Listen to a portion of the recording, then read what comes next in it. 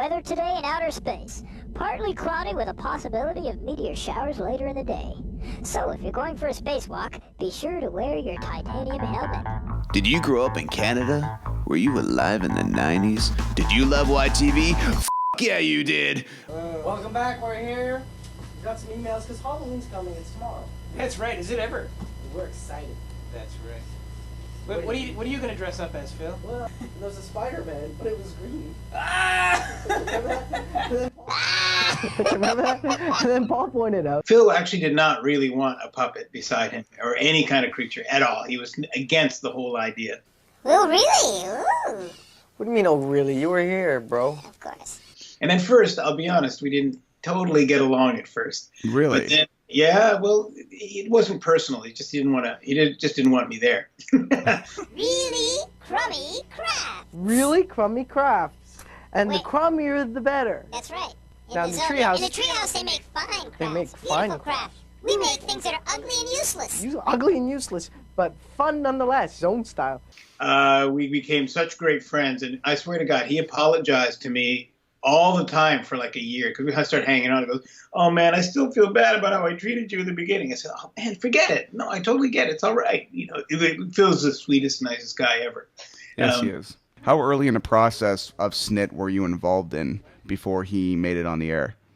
Well, I was actually called into YTV to try to build SNIT, right, originally, and because he knew I was a puppeteer. And I said, like, I don't think I'm the guy to do that, right? Okay. I'm more the performer. I can add to it once you've got it, but I think you should get somebody. And so they started to make their own SNIT. And what happened is the puppeteer that was in-house, a guy named Marty Stelnick, they were going to have him do it originally.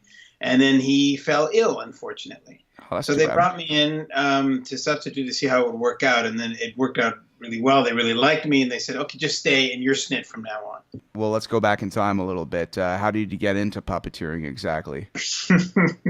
I actually started off in animation. By then, I'd already written Care Bears and My Pet Monster and Tintin and all kinds of things, right? And after about 5 years of doing that, I wanted to try something else. And, I was actually doing some puppetry on my own with some friends, and we're doing little short films. And then I showed that to a guy who ran a theater company, a fellow named Don Bishop, who unfortunately passed away a couple years ago. But yeah, but he hired me. At first, he said I was kind of too short for their stage, but he liked the fact that I was a writer and all these other things. And so he said, well, we need a really good writer. And so, okay. So I thought this would be cool. I could actually get access to, to find out what really makes kids laugh. And so I did that for a few years. I did live puppetry around the country. It got recognized by some people, and that eventually led to YTV. Helga's my masseuse, everybody. She's giving me a massage of the gum. So you'll see that I got a headset, right? That headset, the mic is connected to a harmonizer. They're often just used for guitars and so forth. But at that time, they just put it in, and you'd hear part of my voice and then part of a harmonized high voice. So I didn't do this because it would be. Wow, yeah. Oh. The rest of my life. Yeah, no, I wasn't going to do that. Yeah. Because it's an everyday thing. I'm there every day, so we did it electronically. I think I've fallen in love with a Hubble telescope. We had, those were like a remote control airplanes where the remote control was hooked up to the servo motors onto the eyeball so that I can control the eyes. And that's the key to SNIT, really, even though everybody thinks it's the teeth. And then the teeth were just dentist teeth with a camera on it. And SNIT itself was a monitor, right? That's why I came up with that phrase for SNIT, like, I'm not a TV, but I play one on TV. And that was one of his little things. We actually sat down and said, how can we make a better television universe for you, the viewer, for us to interact into your homes and for you to welcome us and have us inside, but not just inside your house, but, In your heart. You know what I'm saying? Or is it over here? I'm always confused. Is this a lung? The people who run the station said, oh, you've got to keep SNIT as a character and make him like, you got to have the backstory and always, maybe at first I was like trying to sound like a machine, and I said, screw this. This is not what Phil wants. He just wants to talk. And Phil just kept saying, I just want to talk to you, man. Can you just be you? And I said, yeah, let's do that. It's here, right? Yeah, I do. Wait a Your sec, wait a left sec. side, a little lower, and you're fine. That's right. We want to be not just in the house, we want to be In your heart. You know what I'm saying? He didn't even treat SNIT like SNIT. He would be saying, all right, you know, SNIT comes in, because it was commuting from Hamilton. So SNIT commutes from Hamilton every day. He's telling everybody on TV this, right? So, and the mirror on his Toyota breaks off. And what does the guy do? SNIT puts in a Datsun mirror. Doesn't even fit. It looks totally wrong. And he puts that on his car. Like, he doesn't care what it looks like. And I get kids writing and saying, wait a minute, SNIT can drive? SNIT's from Hamilton? What are you talking? SNIT? He can use a screwdriver. Okay, so Christmas is coming up. Are you ready? Did you get all your shopping done? Most of it. No, Most of it. I got something to do today. What? Shopping. Oh, so who do you have to buy for still? We're very interested in knowing. So he would always try to trap me into talking about myself or talk about me as if I was SNIT. So tell me about your family then. I didn't know you had a mother. It was that kind of stuff. He just didn't care. Just forget the character. It's just you. It's a motherboard. It's like a big mainframe computer with pink bubble gum. Very nice. Is she against you getting married? That's really funny that Phil seemed resistant at first to working with you, given not with you, the person, but another puppet, because he pretty much had to work with puppets the minute he showed up. So maybe he was like, finally, I could stop talking to puppets, and they're like, here's your big purple TV, Yeah, and a lot of it was, I think he and Warren Grog actually did not get along off set. Get out. Say something. You got an ugly smile. Okay. I said something. Well, maybe I shouldn't be saying that. The guys that played the Grogs were they are like geniuses. I love those guys. Jason Hopley and Jamie Shannon. They both do their own thing now. But when they did stuff together, that you probably Nanoland and all that stuff. Mr. Meaty. I worked with Jason on 2 shows. One of them was called Apollo's Pad. It was a puppet show. Very, very offensive. I was one of the writers on it, and I was offended. I love Detroit in the morning. Breaking news, there is no God. At least for Christians. Jesus, it seems, is on vacation.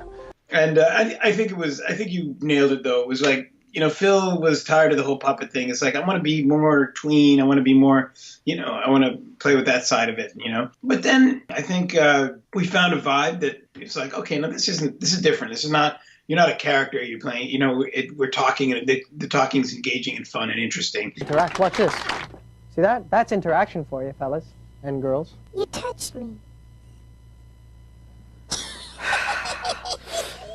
You got to make one of those faces, eh? I don't know if you know that we did a revival of Phil and SNIT about 3 or 4 or 5 years ago. No one told me that. We got the signal. Yeah, we didn't call me SNIT because we were very careful about that. But it was my son actually created a new SNIT. Right, we had teeth, and he did the servo motors with the eyes, and we just didn't do the harmonized voice. Get it? It was a fan of the Zone got us together, and he had his own studio, and he did TV shows for Rogers, and he decided to do one for us. He called it Public Access TV. Welcome to PATV. Every week I think the theme of the show changes.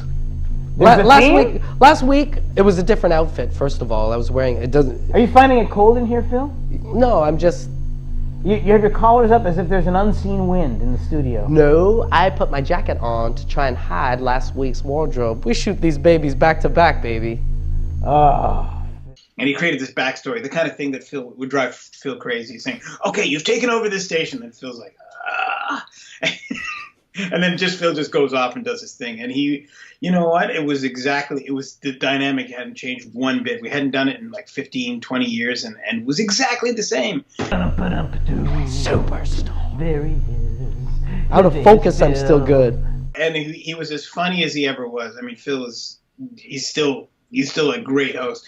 He should be, in my opinion, he should have his own comedy show still to this day. I mean, I don't know what's wrong with Canadian TV that they don't recognize him for what he is. He's brilliant. The guy's brilliant. And it sounds like I'm saying that about everybody at YTV, but it's actually true. It was a concentration of incredible talent. I was so lucky to work with all these people. PJ Katie, I mean, you remember PJ Katie Farm? I mean, dude, the namesake of the show, I think it would be blasphemy if I didn't know PJ Katie's Farm. Of course, yeah. Yeah, That's, you know what I mean? Like, being around these people when it was all happening was insane. It was so exciting, and I'm still very close with it. You know, I don't know if you remember PJ Ashna, or she was also Ashna was also on the hit list. I mean, we're like brother and sister. We see each other all the time. Every time I go to LA, I go see her. I stay at her place many times. She babysat my kid. You know, I mean, it was a real family. I mean, the stuff, it's like the kind of camaraderie you might see on a TV show, like a sitcom like Mary Tyler Moore or WKRP or these old shows, or news radio. It was like that kind of world. Like, we were all like great close friends, and there was drama. There was all kinds of things behind the scenes. And it was the best job ever. It was like the best environment ever. I mean, they tried to recreate it at Fox. I went down to Fox with some of the producers at YTV, and we started to recreate it there. And it turned out pretty good, but it just did not. It did not have that Wild West Canadian YTV feel. Like, we were like a ragtag bunch of, like, nobody was supervising us. Like, lunatics took over the asylum. All they said is, like, don't swear. If you swear, you're fired. Everything else is fine. There's a clip, you'll probably see this on the internet, is when he's talking about a reboot convertible car, right? Yeah. He was like, So we can put a picture of ourselves in there. I could put a picture of teeth in there, and it'll be just like SNIT. That's true. It's a SNIT in the back of your car. and I'm saying, oh, I'd love to be in that car. And he goes, yeah, well, you know, you can, SNIT, you can be in the front seat. And he was referring to me as a puppeteer, and he goes, and the guys doing you could sit in the back seat. Right on. And then you could have the guy doing them right in the front. I mean, you know, like... What do you mean, doing me? That's not very nice. I mean, you know, oh, I forgot. I could have the internet hook up in the front. Yeah, okay. That's what I meant to say. The producers were not always, they didn't watch The Zone. It was just too much to watch it every day. Mm-hmm. The weekend shows like Brainwash, they watched it like a hawk, like every second, and they would just micromanage the heck out of that one. And then The Zone just went on, it was just on autopilot. It's like no supervision, no nothing. No. What, are we getting married, Phil? No, not me. That would be a great Zone segment. You know what? We are married, joined at the hip, believe it or not. There's no ring, but this is marriage. Well, you got tons of rings, Phil. No, actually, I haven't been wearing them lately. Oh, that's right, yeah. All my magical powers gone. All we had to do, they just give us a sheet and say, mention Pizza Hut, mention this, throw to the next show. And then the rest of it's us. We just do whatever, we talk about whatever the heck we want. Today's Valentine's Day. Yes, it is. And we are going to... Hey, what are you telling me to get out of the way for? That was Mr. Camera Guy. Yeah. Mario. Mario. You remember Mario's nickname? Danger Boy. The fact that they gave you that much leeway helped you guys develop into that chemistry. You guys are literally jamming. You're having a jam session. Well, that's such a perfect way to put it. It's exactly what it is. It was absolutely jamming. It was, and Phil is a master. You know, he really is. I mean, talk about making he's like the lead guitarist. I'm the bassist. You know what I mean? We used to jam, actually musically jam in there. Because, you know, I have that sampling keyboard that I would do sound effects with SNIT, so, you know, and time it with the mouth, you know. And so then I thought, hey, well, because we're both musicians, so we would actually jam on the Zone for a bit. The whole world is round. It's not flat. It's round. That means it's a big world. Round, because like your haircut, Phil. That's right. I mean, you look out there. It looks flat, doesn't it?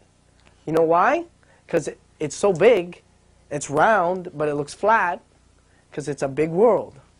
Yeah. Do you know what I'm trying to say to you? If you know what I mean. Absolutely not. Yeah, it was interesting, and the dynamic never changed. It's like, you know, Phil will say something, and I poke a hole in it, and then he does it. He does a backflip around that, and then I put a hoop over here. You are not making any sense whatsoever. Well, I'm just trying to make a point. In fact, I don't think you have a point, Phil. We had this one game where if I yell, kick it, and I would cue the music, I'd be able to cue the music with my sampling keyboard, and he'd have to immediately go into it. Doesn't matter. We're in the middle of a conversation, they go, so, you know, so Christmas is kind of a great time. Kick it! The point is that the world is so... Kick it!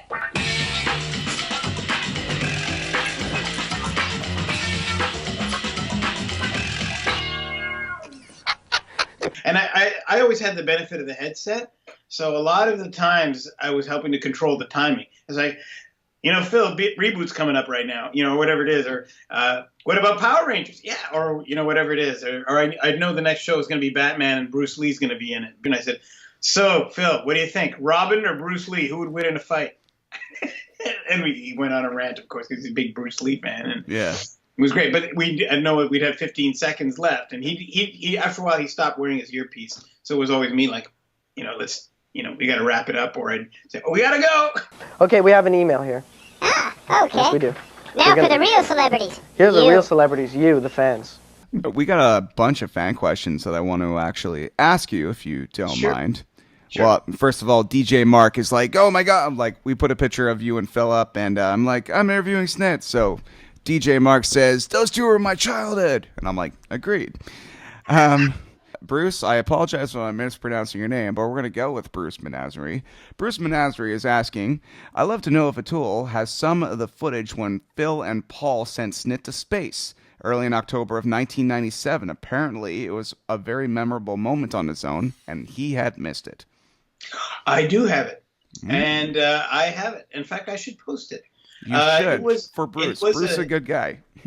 It was a moment. He's very, Bruce, you're very astute, because it really was a touching moment for everybody. It was actually, I was leaving YTV, and I was going to move to Los Angeles, right? And we just made it a stunt. Welcome back to the zone. Yeah. Can you sense the mood in here? It's scary, sad It's mood. scary and maybe a little sad, but good. Sad. Because space is a good place to go, Phil. Phil was kind of sad, and he was like, well, because he knew it was the last segment, it was like, well, this is it, SNIT. And he was kind of like, we're going to send you off into space. And then I can't remember how it all went, but it was like, well, Phil, it's been amazing working with you, and I've learned so much from you. And then I stop and I go, you too, Darren. You know what? I'm going to miss you, SNIT. I'm going to miss you, buddy. Phil. I think you're one of the finest people I've ever worked with. You too, Darren. Oh, thanks. It was emotional in its own way. We were joking the whole time, and we were having a great time, but we knew it was it. This was it. And it was really hard for me this was the best job I'd ever had in my life, right? I mean, I've had really big paying jobs all over the place, and I worked for all the major networks and all big production companies. I'm still working, as a writer here and there, and making good money and all that. But that was a job like no other. I mean, like you said, it'll never be done again. It's never been done before. It's never going to be done. You know what I mean? Like that exact thing is just not going to happen. Okay, we're going to go. T-minus 10 seconds. 10, 9, 8, 7, Goodbye, SNIT. 6, 5. When after the really bad special effects of SNIT going into space, Phil ends it with, I've lost more than a piece of garbage. I've lost a friend. Goodbye, SNIT. that was the last line.